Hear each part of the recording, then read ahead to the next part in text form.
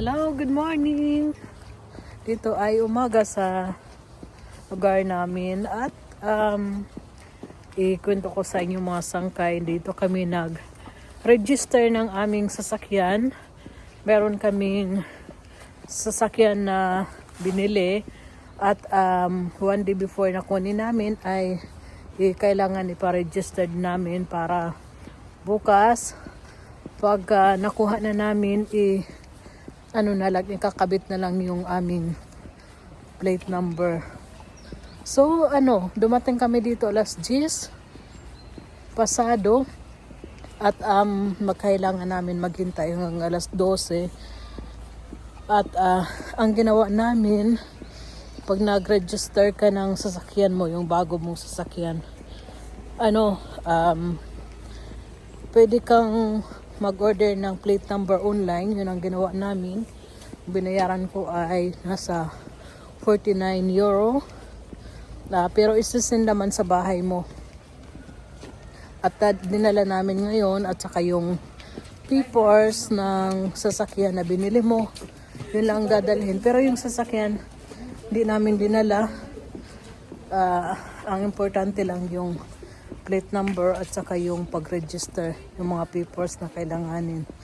So yan po mga sangkay, dahil may time pa kami, so maglakad muna kami dito kasi 2 oras pa. At yung asawa ko hindi nagdala ng jacket, kaya tingnan namin kung saan dito yung center ng dito at magkape muna kami. Yan ang aking cappuccino. Aking waffle pudding. Das ist video, kein camera. Kein Foto. Dito na kami mga sangkay sa bahay und mein Mann macht gerade ein Cappuccino. Cappuccino oder Espresso? Espresso. Ist doch Laktoseintolerant, das heißt ein Cappuccino machen. Ja. Thank you. Ja, nicht Oh. So. Tignan nyo guys yung aking mga panglahok, ang aking herbal plants, panglahok dito sa aking kusina.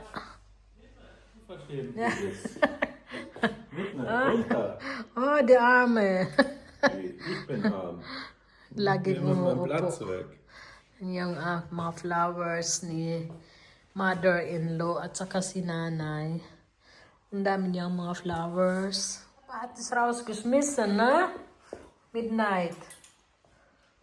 The Arme. Yan guys, yung aking mga bulaklak, ang gaganda. Tapos doon din sa labas, kahit medyo okay. Kahit medyo malamig. November na ngayon, November 6, pero magaganda pa yung mga bulaklak namin dito sa labas. Kasi medyo mainit pa ngayon. Midnight, willst du auch raus?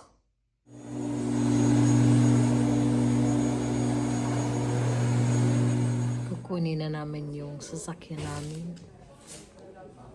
So guys, nandito na yung aming papel. Ito yung pwede na namin kunin yung aming sasakyan. So, excited na. Kukunin na lang namin. So, kukunin na namin mga sangkay. Ito yung sasakyan namin na kukunin ngayon. At punta lang kami at kukunin namin yung susi.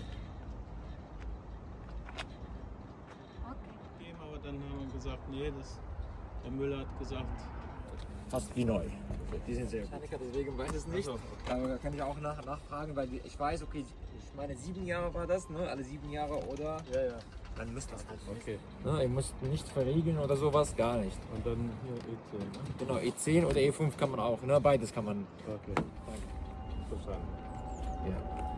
Ganz schön kompliziert, ne? Aber gut. Ja, aber eigentlich braucht man eigentlich auch in der Tasche haben, man kann es hier liegen, ist egal noch was ihr möchtet. Am Handy gucken. Sollte eigentlich gut sein. Im Bereich. Oh, yan mga sangkay. Dito na yung aming bagong car. Complicated naman itong sasakyan. Daming mga Tishnik tapos lahat automatics ay mahirap pero okay naman. Ang importante alam mo kung paano umandar, yung mag-brake. Alam mo yung brake, alam mo yung gas. So yan, away na kami. Ito yung aming new car. Ang Ford Puma.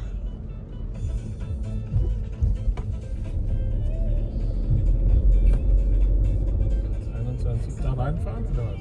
Kinain the next. Ang daming shop.